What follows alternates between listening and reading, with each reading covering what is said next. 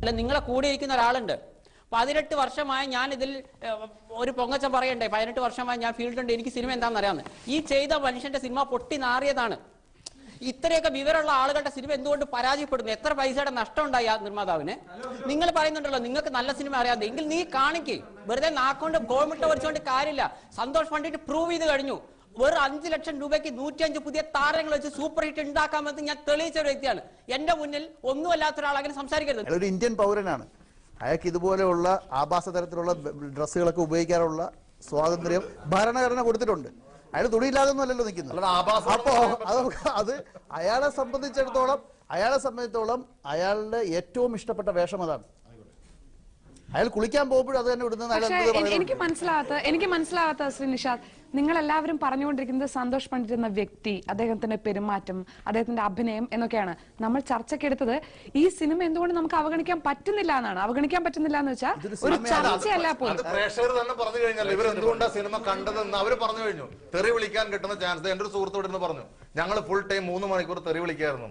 അതിന് കിട്ടുന്ന ഒരു അവസരം അവന് 50 രൂപ 100 രൂപ കൊടുക്കണ കുഴപ്പമില്ല. മലയാള സിനിമയ്ക്ക് നേരെ കൂടി ആകാം എന്ന് ഡോക്ടർ ചൂണ്ടിക്കാട്ടി. തീർച്ചയായിട്ടും അതും കറക്റ്റാണ്. പക്ഷേ സന്തോഷ്, താങ്കൾ അത് ഉദ്ദേശിച്ചിട്ടുണ്ടോ എന്നുള്ള കാര്യത്തിലാണ് നമുക്ക് സംശയം.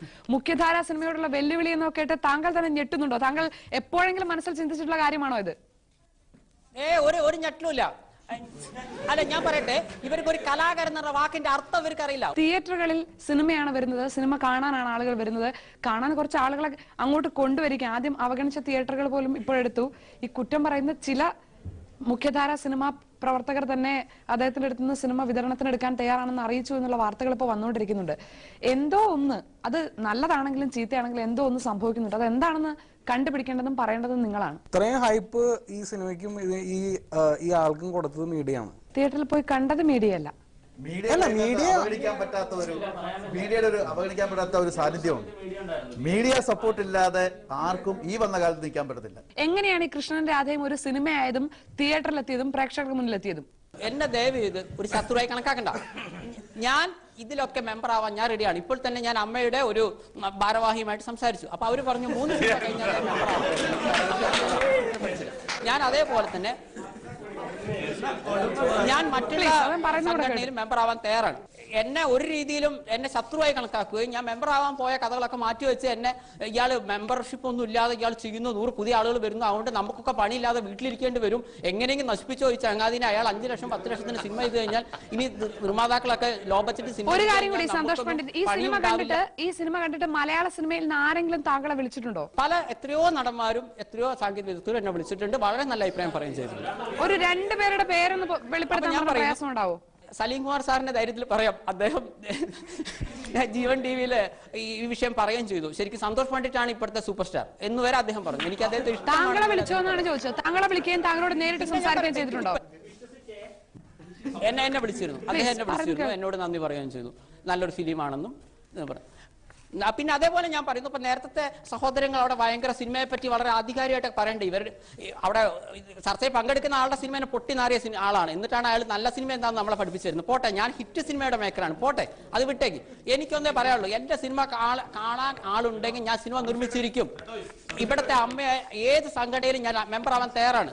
അതല്ല എന്നെ ഒറ്റപ്പെടുത്താൻ. ഞങ്ങളുടെ പ്രശ്നം ഇതൊന്നുമല്ല. താങ്കൾ ഇങ്ങനെ ഇരുന്നിട്ട് മലയാള സിനിമയുടെ ആധികാരികത, മലയാള സിനിമയിലെ സംവിധായകരുടെ ഇതുവരെയുള്ള പ്രവർത്തനം, അതൊക്കെ ചോദ്യം ചെയ്യുന്നത് കാണുമ്പോൾ താങ്കൾ ഇപ്പോൾ ഇത്രയും ദിവസമായല്ലോ, എല്ലാതരം പ്രേക്ഷകരുടെയും പ്രതികരണം താങ്കൾക്ക് കിട്ടിയിട്ടുണ്ടാവും. താങ്കൾ ഇപ്പോൾ എന്താണ് താങ്കളെ പറ്റി സ്വയം വിചാരിച്ചു വെച്ചിരിക്കുന്നത്? ഞാൻ വിചാരിച്ചു വെച്ചിരിക്കുന്നത് ഇത്രയേ ഉള്ളൂ, എന്റെ അടുത്ത സിനിമയായാലും ഒരു ക്രൗഡ് ഫുള്ളിങ് എനിക്ക് ഉണ്ടാക്കാൻ പറ്റും. ആളുകൾ ചിരിച്ചോ കരഞ്ഞോ, അത് ഞാൻ നേരത്തെ പറഞ്ഞു. ഇങ്ങനെ സിനിമയെ എടുക്കാവുന്ന വാശിയൊന്നുമില്ല.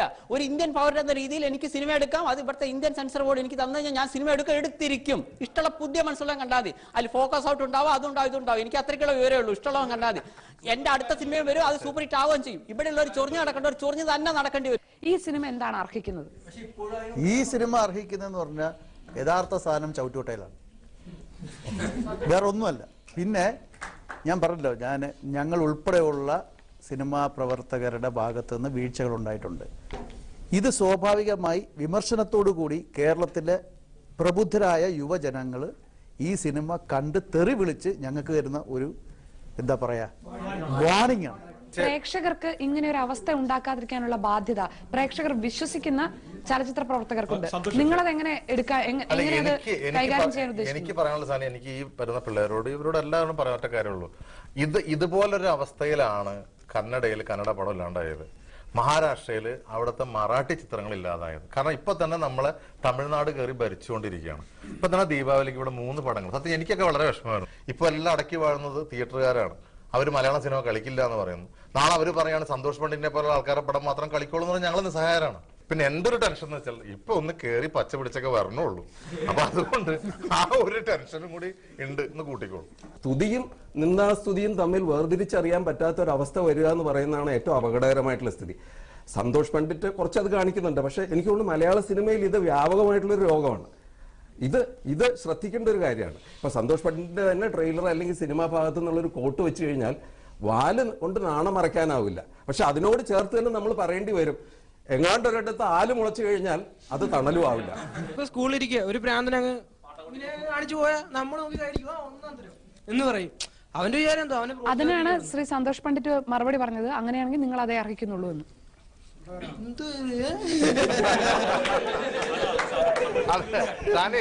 അത് സത്യം പറഞ്ഞ ഒരു തെരുവിളി ഷോർട്ട് ചെയ്തതാണത്. പടം എത്ര മോശമാണെന്ന് നിങ്ങൾ പറഞ്ഞാലും കുഴപ്പമില്ല, ഞാൻ മുടക്കി മുതൽ എനിക്ക് കിട്ടിയാൽ മതി, ഞാൻ മുടക്കിയ പൈസ എനിക്ക് കിട്ടിയാൽ മതി. ആ രീതിയിലുള്ളൊരു വളരെ നെഗറ്റീവായിട്ടുള്ളൊരു വളരെ ഈ സോൾട്ട് ആൻഡ് പെപ്പർ അതുപോലെ തന്നെ ട്രാഫിക് അതുപോലുള്ള സിനിമകളോട് കൂടിയിട്ട് ഇവിടെ എൻ്റെ ഒരു കൊച്ചു കഥ അല്ലെങ്കിൽ എൻ്റെ ആർട്ടിസ്റ്റ്, എനിക്ക് ഇദ്ദേഹം മതി ഹീറോ അല്ലെങ്കിൽ ഇദ്ദേഹം മതി ഹീറോ, ആ പടങ്ങൾ എടുക്കാൻ ചാനലുകൾ മുന്നോട്ട് വരുന്നുണ്ട്. ഇനി സിനിമ മാറും. നേരത്തെ മയിൽവിലാസം എന്ന് പറഞ്ഞൊരു സിനിമയെ പറ്റി പറഞ്ഞു. എന്നെ ഇത്രയേറെ ആകർഷിച്ച ഒരു സിനിമ ഉണ്ടായിട്ടില്ല. യുവാക്കളിൽ 5% കണ്ടിരുന്നെങ്കിൽ ഇന്ന് മലയാള സിനിമയിൽ ഇതുപോലുള്ള കോപ്രായങ്ങൾ ഉണ്ടാകത്തില്ല. ഇതിന് പ്രേക്ഷകർ എന്ന നിലയിൽ എല്ലാവർക്കും ഒരു സോഷ്യൽ കമ്മിറ്റ്മെന്റ് വേണം. നിങ്ങളെ ഞങ്ങളൊരു അപായമണിയായി കണ്ട് മലയാള സിനിമ വേണ്ട തയ്യാറെടുപ്പുകളോട് പ്രതിരോധിക്കണോ, അതോ തീർത്തും അവഗണിച്ച് മാറ്റി നിർത്തണോ? സന്തോഷ് പണ്ഡിറ്റിന്റെ പണിതേ അടങ്ങൂ. സന്തോഷ് പണ്ഡിറ്റിനെ പോലത്തെ ലോ ബഡ്ജറ്റ് സിനിമ വരുമല്ലോ, ഞങ്ങൾക്ക് പണിയില്ലാതാവുമല്ലോ, അയാൾ പുതിയ മുഖക്ക് ചാൻസ് കൊടുക്കണോട്ട് എനിക്കിട്ട് പാര പണിയുകയാണെങ്കിൽ സന്തോഷ് പണ്ഡിറ്റ് വേഴ്സസ് മലയാള സിനിമ എന്ന് വരും. എന്റെ സിനിമകൾ സൂപ്പർ ഹിറ്റ് ആവുകയും ചെയ്യും, മലയാള സിനിമ മാനം കെടും. സോ എന്റെ സിനിമയ്ക്ക് ആളുള്ളിടത്തോളം കാലം ഞാൻ സിനിമ ചെയ്യും. ആ സിനിമ എന്നാണോ ജനങ്ങൾ ഇഗ്നോർ ചെയ്യുന്നത് അന്ന് ഞാൻ പരിപാടി അവസാനിപ്പിക്കും. നിങ്ങൾ പറഞ്ഞല്ലോ ആളുകൾ കളിയാക്കാനാണ് സിനിമ കണ്ടതെന്ന്. എന്തായാലും കുഴപ്പമില്ല, എനിക്ക് സംബന്ധിച്ചോളം ഒരാൾ ടിക്കറ്റ് എടുക്കുമ്പോൾ എനിക്ക് 50 രൂപ കിട്ടുന്നു, അത് മതി എനിക്ക്. അത് മതി നമുക്ക്. പക്ഷേ അത് പോരല്ലോ. ഈ കൃഷ്ണൻ രാധയും കാണാൻ തിയേറ്ററിലേക്ക് ആളുകൾ ഓടുന്നു എന്നുള്ളത് നേരത്തെ നമ്മൾ പറഞ്ഞതുപോലെ പ്രേക്ഷകരിൽ നിന്നുള്ള അപായ സൂചനയായി വേണമെങ്കിൽ സിനിമാ ലോകത്തിന് കാണാം. അല്ലെ, ഞാൻ നേരത്തെ പറഞ്ഞത് തന്നെയാണ് അതിൽ കാര്യം. സന്തോഷിനെ എക്സ്പ്രസ് ചെയ്യുന്നു. ഓഡിയൻസിന് അവരുടെ സെയിം അവകാശം ഓഡിയൻസിനും ഉണ്ട്. അവർ എന്ത് കാണണം എന്ത് കാണണ്ട എന്നുള്ള തീരുമാനിക്കാനുള്ളത്. പ്രേക്ഷകർ പറഞ്ഞതിൽ കൂടുതൽ ഒന്നും പങ്കുവെക്കാനോ ചൂണ്ടിക്കാട്ടാനോ ഇല്ല. കാരണം പ്രേക്ഷകർ തന്നെയാണ് സിനിമയിൽ ഈ സിനിമയ്ക്കുള്ള സ്ഥാനം എന്താണ് എന്ന് തീരുമാനിക്കുന്നതും അതിന്റെ യാഥാർത്ഥ്യത്തെ പറയുന്നതും. തിയേറ്ററുകളിൽ കൂവിയാർക്കുന്നവരിൽ നിന്നല്ല ഒരു സിനിമ എന്താണ് എന്ന് മലയാള സിനിമ തിരിച്ചറിയുന്നത്.